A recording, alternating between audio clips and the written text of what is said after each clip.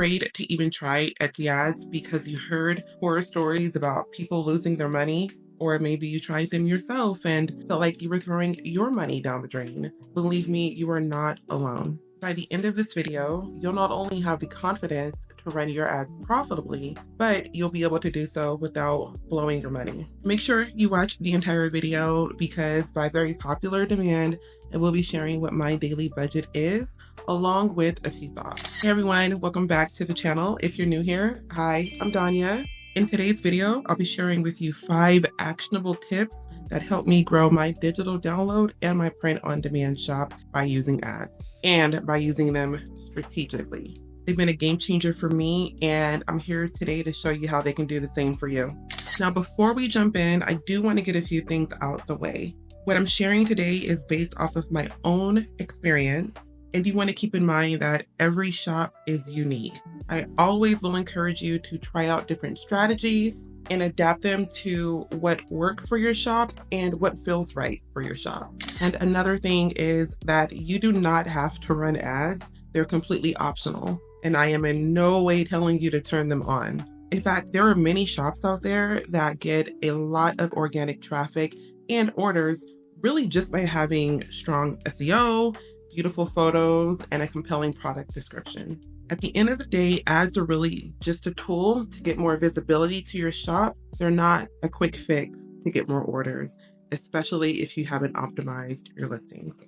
And without any further ado, let's get into it. Understanding the dashboard. I think that it's really important before you put your hard-earned money into ads that you understand the dashboard. I'm going to be sharing my screen with you to go over what the columns mean and how I interpret them. Alrighty, we are in my dashboard, and I'm going to share with you everything that you need to know. Coming right over to the view column. The view column is how many times your ad showed up in the search results. You can look at the example I have here of one of my listings. It showed up over 345,000 times in the search results. The click column will show how many times a buyer or a potential buyer clicked on that particular ad. And the one I'm showing, over 5,700 clicks to that particular ad. The click rate is the percentage of the number of clicks and the views. So I had a 1.7% click-through rate. Of the 345,000 views, 5,700 people clicked on it, which resulted in a click rate of 1.7%. The order column is the amount of orders that came from that one particular ad. It will not include the entire history of the listing, but it's only for the ad. The revenue column is how much revenue that ad has brought in. So you can see on this one that I have over $2,900 of revenue earned from this one ad. The spend amount is how much I have spent in ad money toward that particular ad. So I've spent over $1,000, but I have made over $2,900. In the ROAS column, that is your return on ad spend. To break even, that number needs to be at 1.0. Anything above 1.0, that means that you are profitable. Anything below means that that ad is not quite profitable yet. And the add on and off column is how you can quickly toggle that add on or off. The dashboard will become your best friend. Make sure you check it often so you have a better understanding of how the ads that you have turned on are performing in your shop. Number 2, have realistic expectations. I quickly had to learn that ads are not magic. They aren't going to help you get orders on a listing that has not great SEO, low quality photos, really no type of listing description. They're just not going to help you with that if you haven't done your work on the front end. Instead, really, if you think about it, ads are more intended to amplify what is already working in your shop. They're great for gathering data, trying out different strategies, and for getting more visibility to your shop. But it will take time, and as you already know, it will take money. If you're getting value from the video so far, please give me a like and subscribe to the channel. That lets me know that you guys really like content like this, and it does help my small channel grow. And by the way, I did create a free ebook for you of 25 digital products that you can begin selling online. Check the description below to grab your free copy. Back to the video. Number 3, be patient. Now, I'm not gonna lie, when I initially began to run ads, I was turning them on and off because I didn't feel like they were really doing anything. I kept spending money every day and I wasn't really getting any more orders. But really, I didn't give them enough time to begin doing their thing. When you first begin running your ads, you have to give Etsy time to begin gathering data and learning where to show your items to give them a higher chance of conversion. You want to make sure that Etsy has the data it needs to show your listings to the right people. And I'll be totally truthful with you. I don't like this part of the ad process, but I do know that I have to do it and you'll have to go through that process too. And it can feel like it's taking forever and you can see your money being spent every day and you may not be feeling like you're getting any more orders from it, but you have to write it out because you're in the initial stages and Etsy is just gathering that data that it needs in order to help turn your ads profitable for you. Finally, I know that this can be very tempting, but you don't want to tweak the ads. You don't want to touch them. Let them do their thing for a minimum of 30 days. I know easier said than done, but don't touch them during the initial 30 days of you turning an ad on. Number 4, begin with a budget you're comfortable with. I would recommend beginning with a lower budget when you first start out. A lower budget can be relative. However, I do think that $1 to $3 a day will be a great jumping off point to begin gathering that initial data.